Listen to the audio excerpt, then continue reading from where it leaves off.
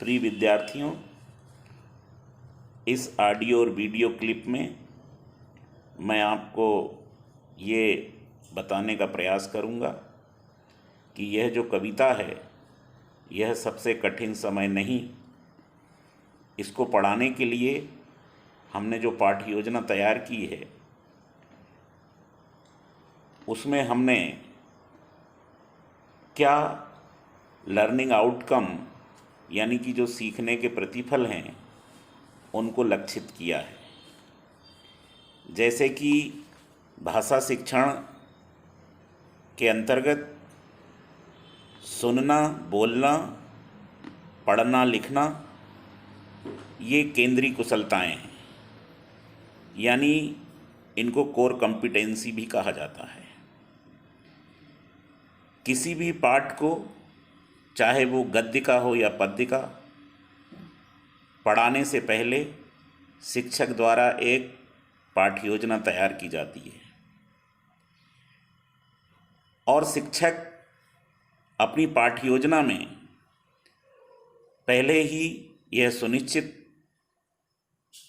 कर लेना चाहता है कि उस पाठ को पढ़ाने के बाद उसके विद्यार्थी उस पाठ से क्या क्या चीज़ें इन कॉम्पिटेंसियों के अंतर्गत सीखेंगे।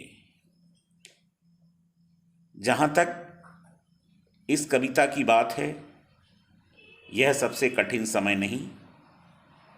इसमें मैंने जो पाठ्य योजना तैयार की है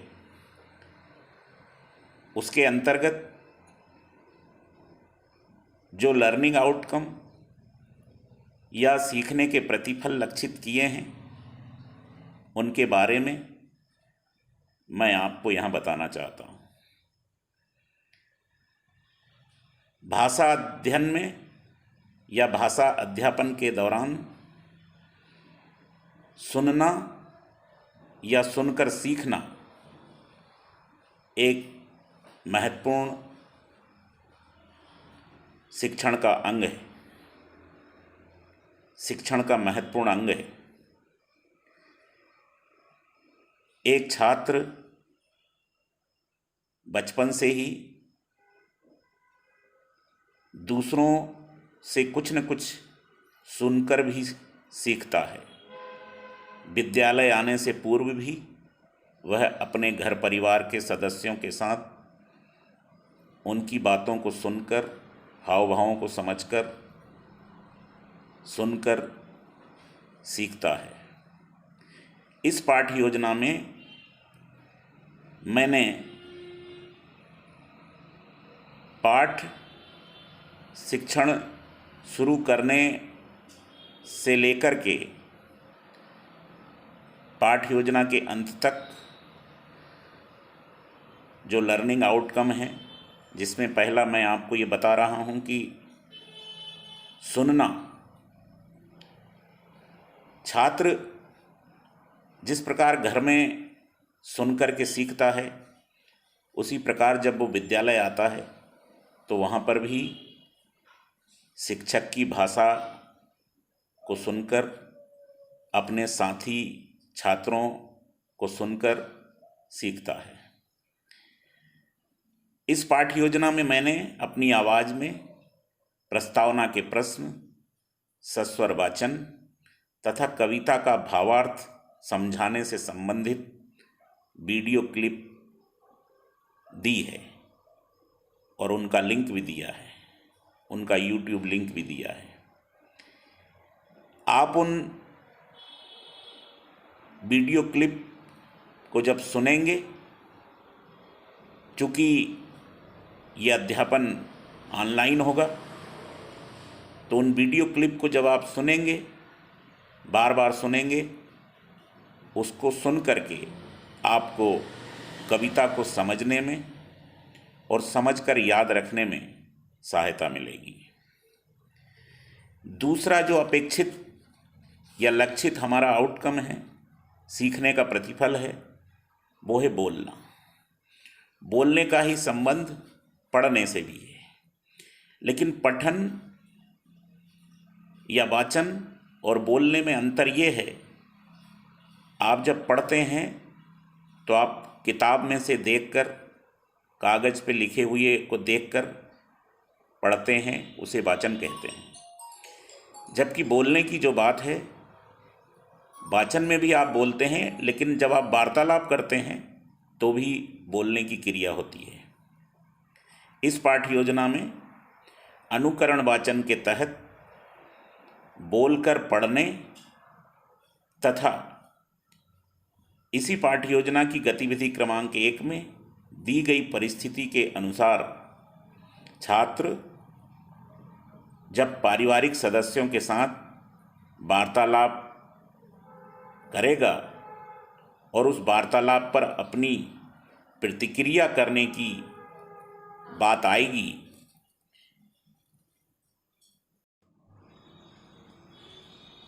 तो ये प्रतिक्रिया उस बोलने का ही परिणाम होगी।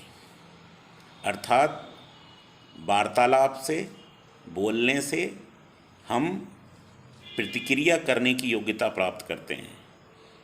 इसी के अंतर्गत लिखित सामग्री को ध्वनियों और मात्राओं की शुद्धता के साथ पढ़ने का भी हमारा अभ्यास होगा। विशेषकर जो बात मैंने अनुकरण वाचन के लिए कही है। तीसरा जो हमारा लक्षित अधिगम है, जो हम अपेक्षा कर रहे हैं कि इस कविता को पढ़ाने के बाद हमें प्राप्त होगा, वो है लिखने से संबंधित। और लिखना वही सार्थक होता है जहाँ पर वर्तनी और मात्राओं की शुद्धता हो। अगर छात्र वर्तनी और मात्राओं की शुद्धता के साथ लिखना सीख जाता है तो ये मान लिया जाता है कि जो अपेक्षित या लक्षित अधिगम था वो हमें प्राप्त हो गया है। इस पाठ्य योजना में कठिन शब्दों के अर्थ कक्षाकारी कापी में जब आप लिखेंगे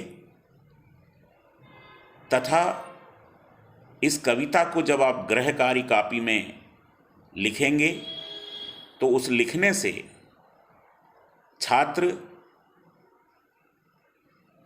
पाठ्य विषय वस्तु जो है, अर्थात ये जो कविता है, उस पाठ्य विषय वस्तु को वर्तनी के साथ लिखने की योग्यता प्राप्त करेगा।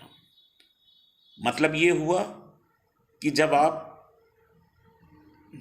कोई पाठ्य विषय वस्तु या कोई विषय वस्तु या कोई भी चीज़ जब आप उसे लिखते हैं तो आपको अक्षर, वर्ण और उनसे बने हुए शब्द, उनकी मात्राएं, ये सभी साथ साथ हम सीखते हैं और इसीलिए हम सतत अभ्यास से सही सही लिखने की योग्यता प्राप्त कर लेते हैं। तो शिक्षण या अध्यापन के दौरान छात्र जब इन गतिविधियों में संलग्न रहते हैं तो उनको लिखने का अच्छा अभ्यास हो जाता है। उनकी लिखावट में ज़्यादा गलतियां देखने को नहीं मिलती। इसी के साथ इस कविता को पढ़ाने या इस कविता का अध्यापन कराने के लिए जो पाठ्य योजना हमने तैयार की है, उसमें जो हमारा एक और अपेक्षित अधिगम है वो जीवन मूल्य और परिवेशीय जागरूकता को लेकर है।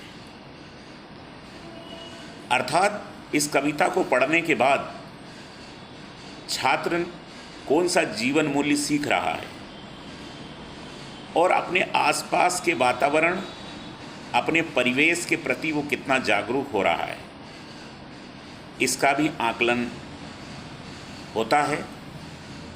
और इसके अंतर्गत इस पाठ्य योजना में इस कविता के भावार्थ में समझाए अनुसार छात्र अपने जीवन में आशावादी दृष्टिकोण अपनाए तथा जीवन में कभी हार न मानने जैसे जीवन मूल्य विकसित करने की ओर आगे बढ़ेगा। कविता में एक पंक्ति में कहा गया है कि अभी भी चिड़िया चोंच में तिनका लिए उड़ने को तैयार है। प्रिय विद्यार्थियों, आप जानते होंगे कि चिड़ियों का जो घोंसला होता है वह बहुत ही अस्थायी होता है, बार बार उजड़ता है, लेकिन चिड़िया जैसा छोटा पक्षी भी कभी हार नहीं मानता और जितनी बार उसका घोंसला उजड़ता है वो बार बार अपने घोंसले को फिर तैयार कर लेता है। हमें भी अपने जीवन में आशावादी दृष्टिकोण अपनाते हुए कभी न हार मानने जैसे जीवन मूल्य विकसित करने होंगे। और अगर इस कविता का उन जीवन मूल्यों को विकसित करने में कोई अगर योगदान रहता है आपके जीवन में, तो हमारे लिए ये